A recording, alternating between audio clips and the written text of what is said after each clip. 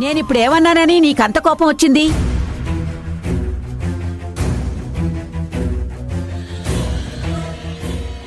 నీ కూతురిప్పుడు నా మనవడి పక్కన నిలబడకూడదు.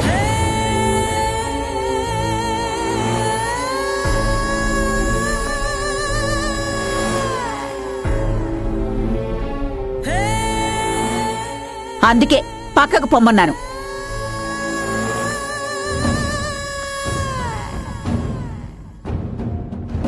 అయినా కొత్త బట్టలు వేసుకొచ్చినంత మాత్రాన మా స్థాయికి తూగుతారా ఏంటి?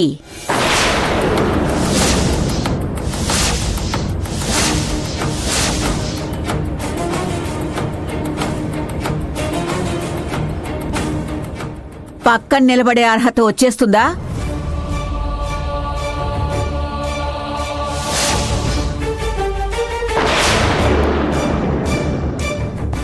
అమ్మమ్మ,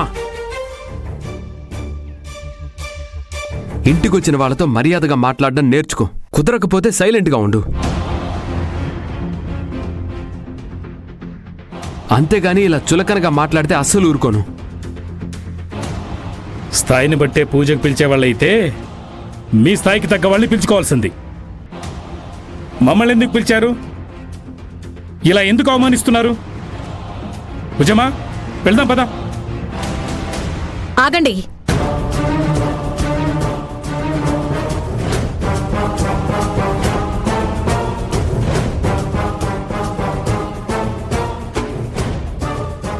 ఏంటి గొడవ? గొడవేం లేదా ఆంటీ. సారీ అత్తయ్య. అదే జ్యోతి గురించి.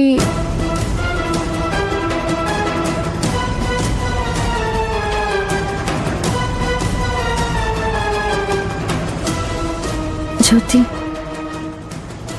ప్లీజ్ ఏమనుకోవద్దు, కాస్త పక్కకు జరుగు. ఎందుకు మీరు జ్యోతిని అలా అంటున్నారు? తను చెప్పించుకునే రకం కాదు, అన్నీ తెలుసు. పరిస్థితిని మనస్థితిని కూడా అర్థం చేసుకోగలదు. పక్కన ఉండమని మీరు చెప్పాలా? తనే వెళ్తుంది.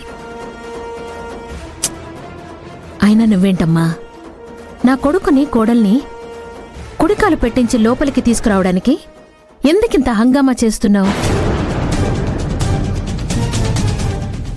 కూల్గా నువ్వు చెయ్యాల్సిందేదో చేస్తే జ్యోతినే పక్కకు తప్పుకునేది కదా.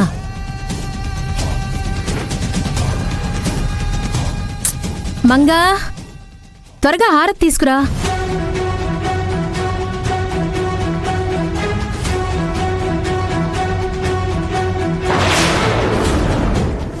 జ్యోతమ్మ,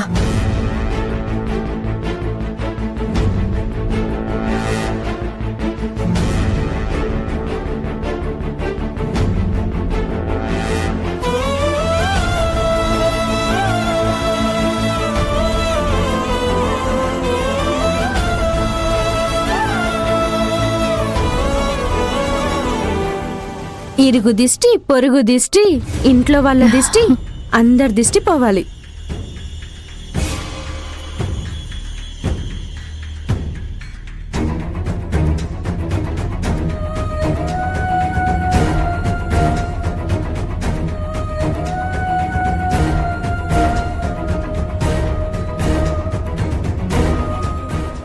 కుడికాలు లోపల పెట్టి రండి.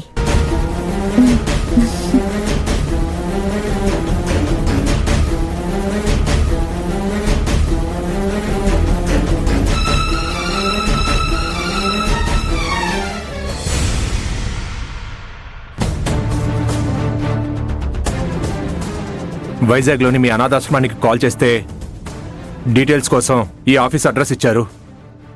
16 ఏళ్ల క్రితం ఆ పిల్లలిద్దరూ వైజాగ్లో మీ అనాథాశ్రమంలో చేరారు. అక్కడి నుంచి వేరే వాళ్ళు పిల్లల్ని దత్తత తీసుకున్నారు. ఎవరు దత్తత తీసుకున్నారో వాళ్ళ డీటెయిల్స్ అడ్రస్తో సహా కావాలి.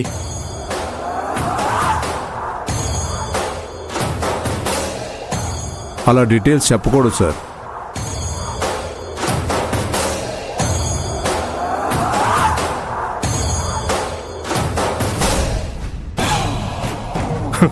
ఇప్పుడు చెప్పొచ్చా? ధనలక్ష్మి ప్రత్యేకంగా వస్తే ఎందుకు చెప్పకూడదు సార్? ఖచ్చితంగా చెప్పొచ్చు. ఏ సంవత్సరం అన్నారు? 2008, 2009. ఒక్క నిమిషం సార్.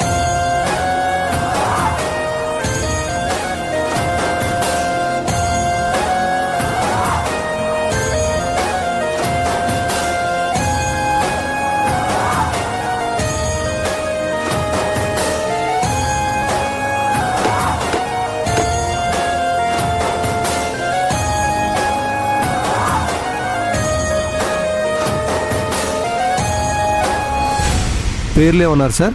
కావ్య, శ్రావ్య.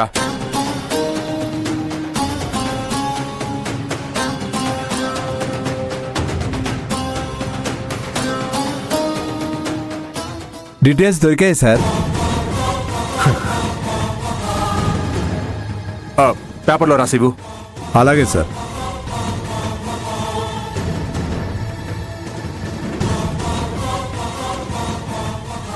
ఇదిగోండి సార్.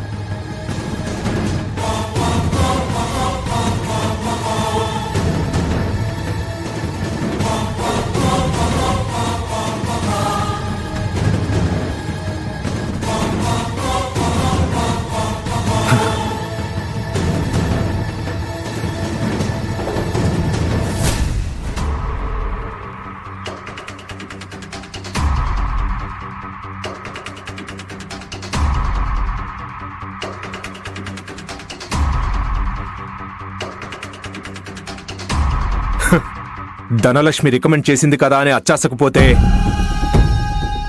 యముడు యమపాసం పట్టుకొని నిన్నేసేయడానికి వస్తాడు.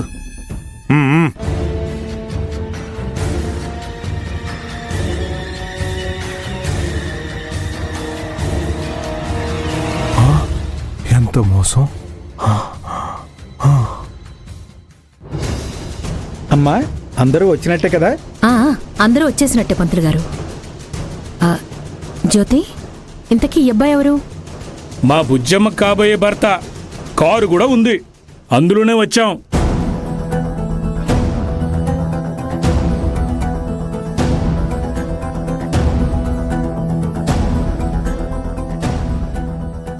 అత్తయ్య, సడన్ గా ఈ పూజ ఎందుకు పెట్టినట్టు?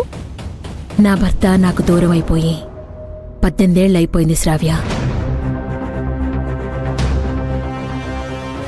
1.5 పుష్కర కాలంలో ఇంట్లో ఏ పూజలు చేయలేదు.